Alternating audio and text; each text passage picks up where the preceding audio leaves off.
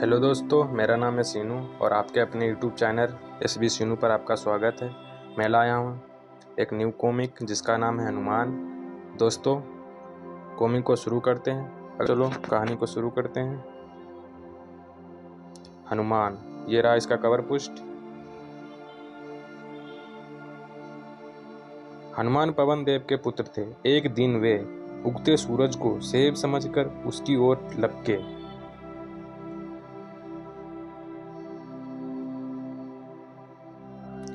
आयु के साथ साथ उनका बल भी बढ़ता गया। एक बार उन्होंने निहत्थे ही राजकुमार सुग्रीव को मस्त हाथी से बचाया। तुमने मुझे मरने से बचा लिया हनुमान, यह मेरा सौभाग्य है राजकुमार।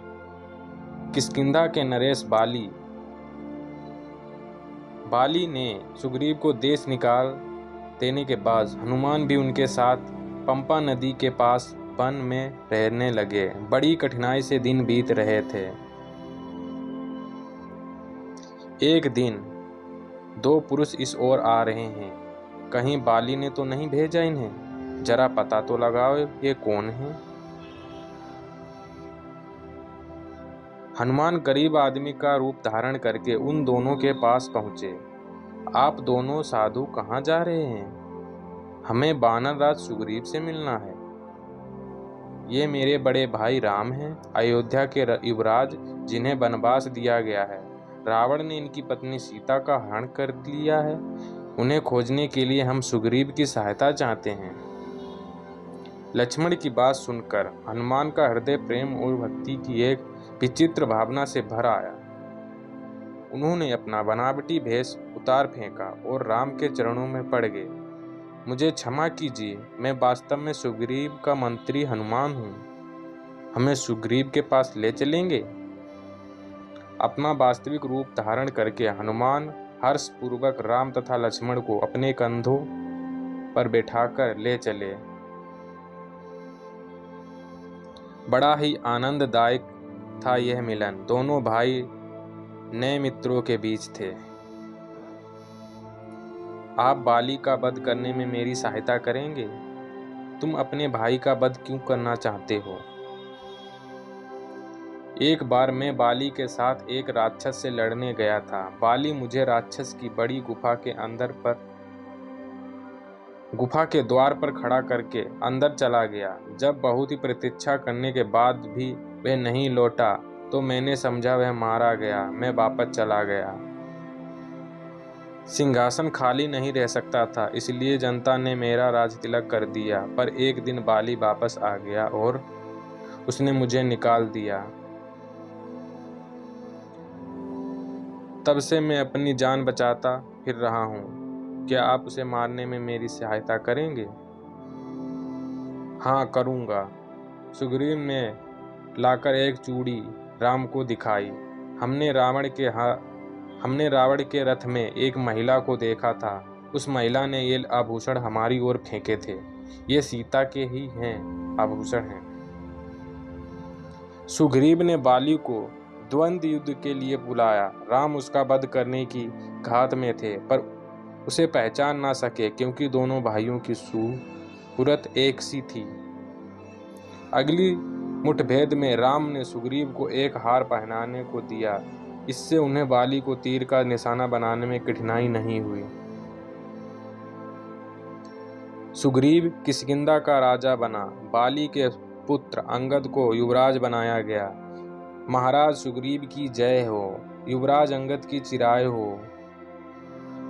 सुग्रीव ने अपने वानर वीरों को सीता की खोज के लिए चारों दिशाओं में भेजा। हर स्थान खोजना होगा, हम उन्हें अवश्य खोज निकालेंगे। वानर अलग अलग दिशाओं की ओर चल दिए। हनुमान, अंगद और जामवंत दक्षिण की ओर चलते चलते समुद्र किनारे जा पहुंचे। निकट की एक पहाड़ी पर उनकी भेंट गरुण राज से हुई। समुद्र के पास रावण की राजधानी है लंका। सीता जी वहीं बंदी हैं। समुद्र के पार 100 योजन दूर समुद्र हम कैसे पार करेंगे? मैं 20 योजन फांद सकता हूँ और मैं 30 योजन। जामवंत, तुम कितना फांद जाओगे? मैं ठहरा बूढ़ा आदमी, फिर भी 90 फांद लूँगा। इस बातचीत के दौरान हनुमान चुप बैठे थे। सबने उनकी ओर देखा। हनुमान, तुम ही अकेले पार जा सकते हो, वापस भी आ सकते हो। जाओगे? अवश्य। विशालकाय पक्षी की भांति हनुमान आकाश में उड़ चले। एक विशाल पर्वत ने समुद्र से निकलकर उनका रास्ता रोका। हनुमान उससे जा टकराए। मैं नाग हूँ। तुम्हारे पिता ने एक बार मेरी जान बचाई थी। कुछ देर विश्राम करके चले जाना। धन्यवाद, पर मैं रुक नहीं सकता। हनुमान उड़े जा रहे थे कि राक्षसी सुरसा मुंह फाड़कर समुद्र से निकली। तुम्हें मेरे मुख में आना होगा। हनुमान अपने शरीर को बड़ा और बड़ा करने लगे। उधर सुरसा भी अपना मुख को उतना ही अधिक फैलाने लगी। अचानक हनुमान ने अत्यंत लघु रूप धारण कर लिया और सुरसा के मुख में जाकर निकल आए। सुरसा देखती ही रह गई। अपनी इच्छा मैंने पूरी कर दी। आपके मुख में प्रवेश करके मैं पुनः वापस आ गया। तुम सचमुच वीर हो। मैं तुम्हारी परीक्षा ले रही थी। आखिरकार हनुमान लंका पहुंच गए। नगर में प्रवेश करना भी समस्या है। चारों ओर पहरेदार दिखाई दे रहे हैं। इतना छोटा बनना पड़ेगा कि ये लोग मुझे देख ना सके। हनुमान नगर में घूमने लगे। गली गली, मकान मकान। उन्हें दिखाई दिए शक्तिशाली लड़ाकू हाथी, घातक अस्त्र शस्त्र और नगर की रक्षा करने वाले भीमकाय सैनिक। लंका नगरी बड़ी आकर्षक थी और चमचमा रही थी। हनुमान कुछ उदास हो गए। जब मेरे स्वामी रावण पर चढ़ाई करेंगे तो यह सुंदरता नष्ट हो जाएगी। नगर में घूम लेने के बाद हनुमान रावण के महल में पहुंचे। रात का समय था। सब सोए पड़े थे। महल की सुंदर रानियां, रावण का सूरवीर पुत्र इंद्रजीत और रावण का भाई कुंभकर्ण, जिसे स्पर्श में 6 महीने सोने की आदत थी, और स्वयं दशानन रावण। रावण के कक्ष में हनुमान ने एक सुंदरी को सोते देखा। ये सीता जी हैं? कदापि नहीं। वे कभी इस नर पिशाच को आत्मसमर्पण नहीं कर सकती। सीता को महल में ना पाकर वे वापस ही अशोक वाटिका गए। सीता एक वृक्ष के नीचे बैठी राम के ध्यान में डूबी थीं। इनके पास जाना संभव नहीं। राक्षसियों ने घेर रखा है। हनुमान एक पेड़ पर छिपे हुए सुबह का इंतजार कर रहे थे। सुबह रावण वहां आया। बोलो, अब भी तुम्हें मेरी पत्नी बनना स्वीकार नहीं है? यह बात कहना भी पाप है। अपने स्वामी की धनुष की टंकार में सुन रही हूँ। तुम्हारा काल आ गया है। राम मेरा क्या बिगाड़ लेगा? रावण लौट गया और राक्षसियां सीता को सताने लगी। रावण से विवाह कर लो, ऐसा पति ढूंढने से नहीं मिलेगा। कब तक मैं यह कष्ट सहती रहूंगी? जब सीता कुछ समय के लिए अकेली रह गई, तब हनुमान ने राम की दी हुई अंगूठी निकाली और उनकी गोद में गिरा दी। यह क्या है? मेरे स्वामी की अंगूठी है। हनुमान वृक्ष से उतरकर सीता के सामने आ खड़े हुए और सारी बात उन्हें बता दी। मेरे स्वामी शीघ्र ही आपको मुक्त कराने आएंगे। मैं आपको अपनी पीठ पर बिठाकर ले जा सकता हूँ। आप चलिए। नहीं, उन्हें अपनी प्रतिष्ठा के लिए यहाँ आकर रावण से युद्ध करना होगा। जो यह आभूषण ले जाओ, वे समझ जाएंगे। हनुमान ने रावण को छकाने का निश्चय किया। क्यों कैसी रही यह आपके लिए? वृक्ष उखाड़ उखाड़ कर राक्षसों को मारकर हनुमान ने हाहाकार मचा दिया। बचाओ, यम का अवतार है, जान प्यारी है तो भागो। मार खाकर राक्षस रावण के पास पहुंचे। महाराज, कोई यमदूत वाटिका को उजाड़ रहा है। रावण ने हनुमान को पकड़ने के लिए सैनिक भेजे, परंतु कोई उनके पास नहीं फटक पाया। हनुमान अब अपने वास्तविक आकार में आ गए थे, फिर भी इंद्रजीत उन्हें हरा नहीं सका। तब उसने बड़ी ससावत नागफांस छोड़ी। नागफांस ने हनुमान को बांध लिया। राक्षसों ने उन्हें कसकर बांधा। मैं बंधा ही रहूं, तभी रावण के दरबार में पहुंच पाऊंगा। हनुमान को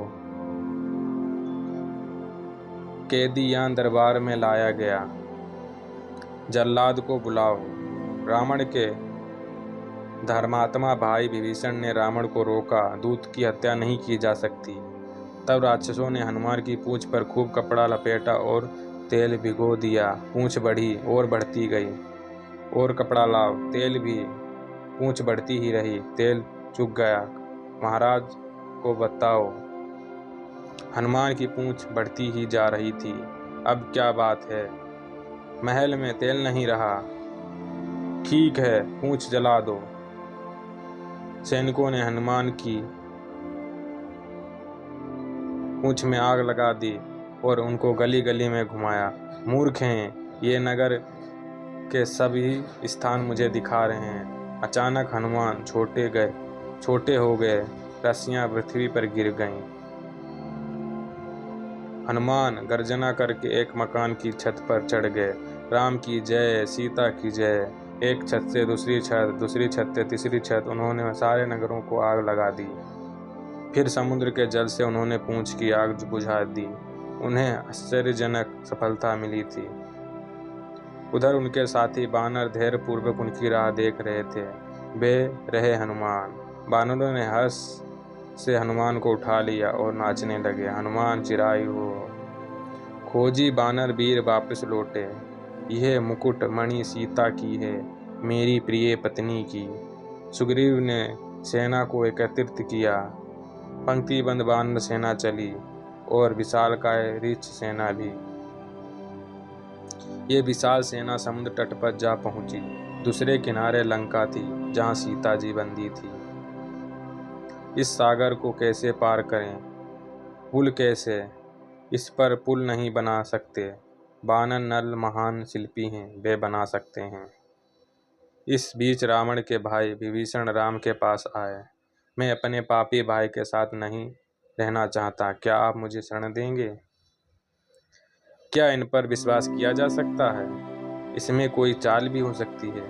मेरा विचार है कि इन पर विश्वास किया जा सकता है। इन्होंने शरण मांगी है, इसलिए हो तो भी मैं इन्हें निराश नहीं करूंगा।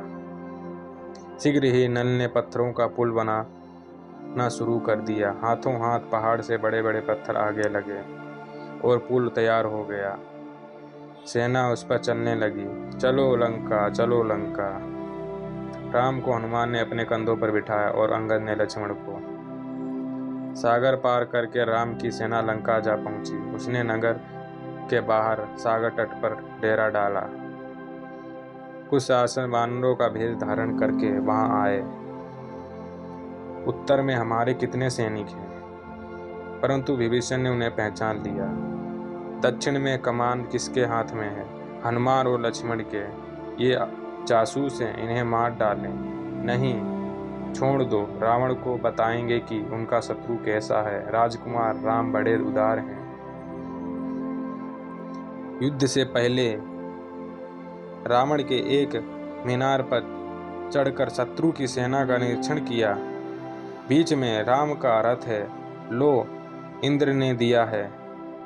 उसके हवाए हैं सुग्रीव। हम इन सब को मौत के घाट उतार देंगे। युद्ध आरंभ हुआ। बानर शत्रु पर पत्थर बरसाने लगे। राक्षस सेनापति जम्बूमाली हनुमान से लड़ने आया। हनुमान ने उसका रथ चूर चूर कर दिया। हनुमान ने राम और लक्ष्मण को अपने कंधों पर बिठा लिया। इतनी ऊंचाई से दोनों भाई अचूक ढंग से तीर चलाने लगे। धूम्राक्ष विशाल सेना लेकर मैदान में आया। वह रावण के श्रेष्ठतम सेनापतियों में से एक था। हनुमान ने उसे एक हाथ से उठाकर मार डाला।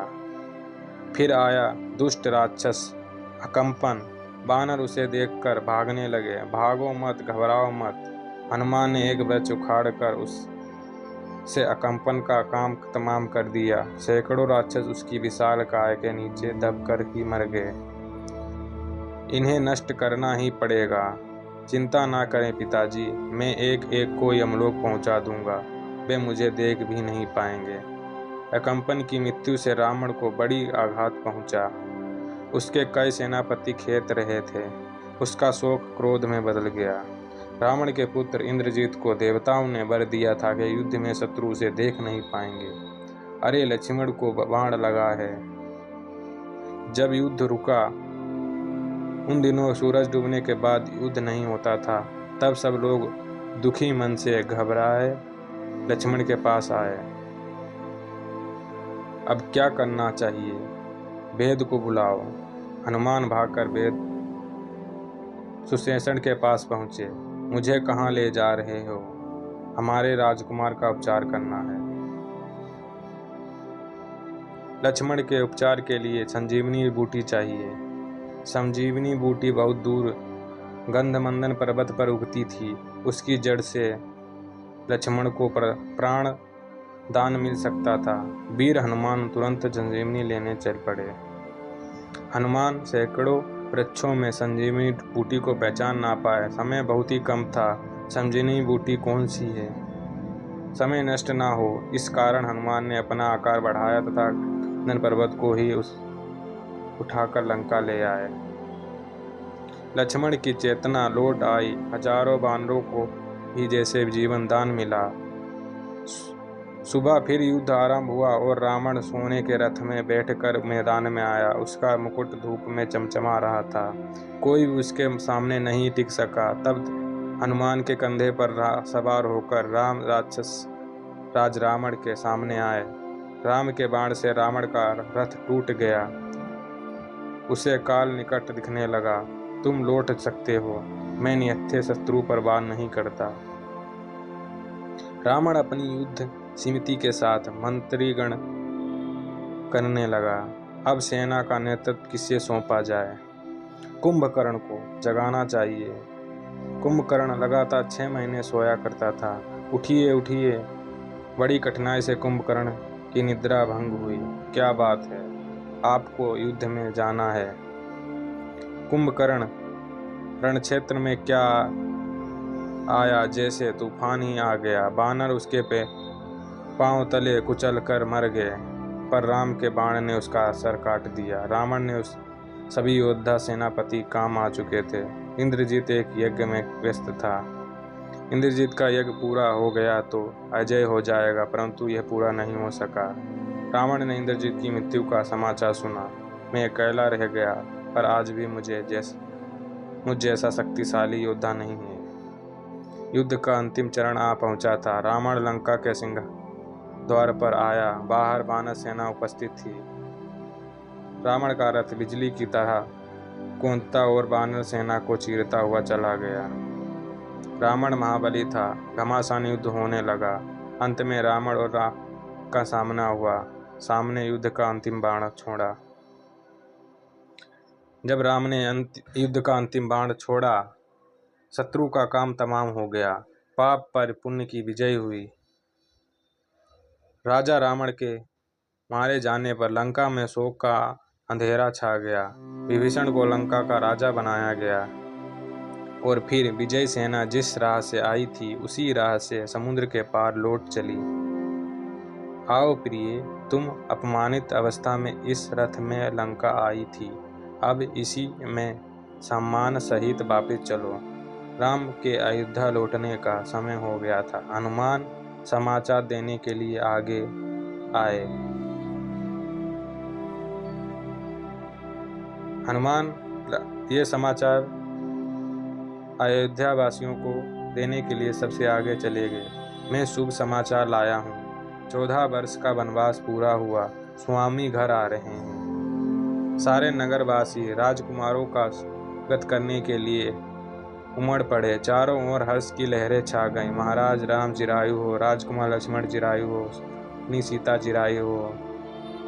विदा की वेला आ पहुंची। प्रिय मित्रों, अब तुम अपने घर लौट जाओ। कभी हमारी सेवा की आवश्यकता तो निसंकोच सूचित कीजिएगा। परंतु हनुमान नहीं गए। तुम नहीं जाओगे हनुमान। मैं यहीं रहकर सदैव आपकी सेवा करूंगा। दोस्तों, वीडियो कैसी लगी कमेंट करके ज़रूर बताना। कहानी अच्छी लगी तो लाइक ज़रूर करना और चैनल को सब्सक्राइब करना। Thank for watching.